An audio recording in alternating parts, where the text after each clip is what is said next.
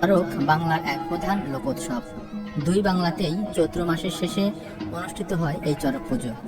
চৈত্র মাসে শিবের ভক্তরা ভোলানাথের উপাসনা করে থাকেন। হিন্দুদের শাস্ত্র ও লোকাচার অনুসারে এই দিনে স্নান, দান, ব্রত, উপবাস প্রভৃতি ক্রিয়াকর্মকে পুণ্যজনক বলে মনে করা হয়। চৈত্র থেকে বর্ষার প্রারম্ভ পর্যন্ত সূর্যের যখন প্রচণ্ড উত্তাপ থাকে, তখন সূর্যের তেজ প্রশমন ও বৃষ্টি লাভের আশায় কৃষিজীবী সমাজ বহু অতীতে চৈত্র সংক্রান্তির উদ্ভব করেছিলেন বলে জানা যায় ইতিহাস ঘেঁটে। চড়ক কিভাবে শুরু হলো তা নিয়ে দ্বন্দ্ব আছে। গ্রামীণ লোককথায় বলা হয়, পরম শিবভক্ত বান রাজা যুদ্ধ করেছিলেন দ্বারকার অধিপতি তথা বিষ্ণুর অবতার শ্রীকৃষ্ণের বিরুদ্ধে। বানরাজ যুদ্ধে ক্ষতবিক্ষত হওয়ার পর অমরত্ব পাওয়ার আশায় তিনি চৈত্র মাসের শেষ দিনে তার অনুচরদের নিয়ে নাচে গানে আত্মহারা হয়ে নিজের শরীরে রক্ত বের করে তা সমর্পণ করেন শিবের উদ্দেশ্যে, যাতে তিনি অমরত্ব লাভ করতে পারেন। সেই ঘটনার স্মৃতিকেই প্রত্যেক বছর এই দিনে চড়ক উৎসব করা হয়। গবেষকরা বলেন, পার্শ্বপত সম্প্রদায় এই উৎসব পালন করত প্রাচীনকালে।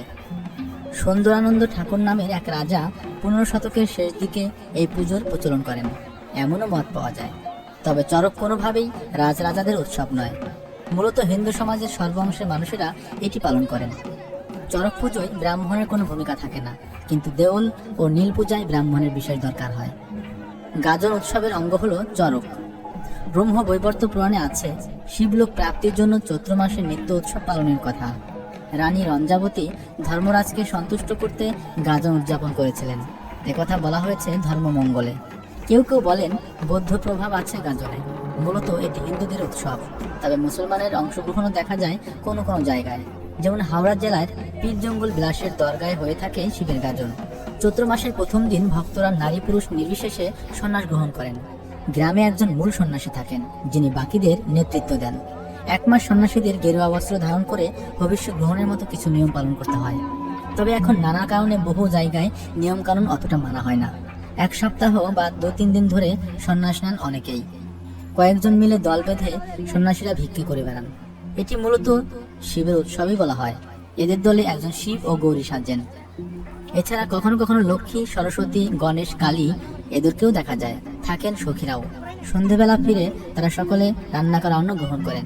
চৈত্র সংক্রান্তির আগের দিন পালিত হয় নীল ষষ্ঠী। বাংলার গৃহিণীরা এই দিন ব্রত পালন করেন। নীল বা নীলকণ্ঠ মহাদেবের আরেক নাম।